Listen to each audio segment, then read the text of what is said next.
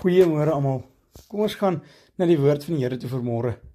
Dit is vandag die 29ste November 2025 en ons vers vir die dag is Jesaja 12 vers 2. Ja, God is my heil. Ek sal vertrou en nie vrees nie, want die Here is my krag en my psalm. En hy het my tot heil geword. Dit is 'n pragtige vers. En daarso waar staan die Here, gaan dit oor Yahweh, die groot ek is, die ware God, wat ons krag is en ons psalm is, en wat ook ons heil geword het, ons verlossing geword het, ons heiligmaker geword het, dat ons kan staan in heiligheid en in regverdigheid. Hy verlos ons, hy red ons, hy is God. Ja, God is my heil. Hy is die een wat my in my eer herstel. Hy is die een wat my weer 'n verheerlikte liggaam gee, in sy glorie laat staan en dit beleef en aanskou. Ja, ek kan hom vertrou, want hy is die Here.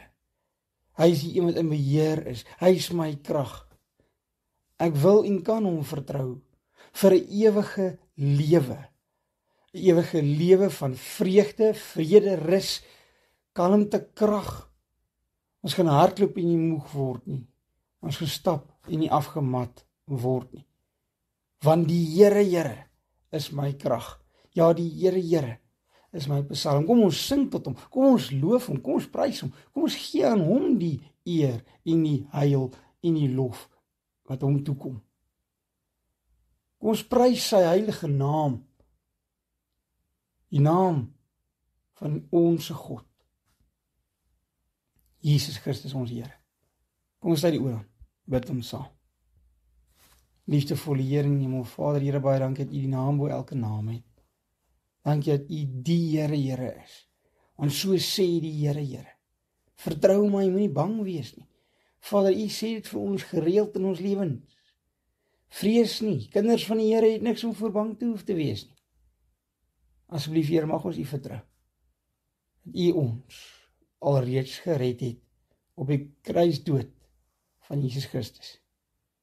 Daar is geen ander manier nie. Daar is geen iemand anders nie.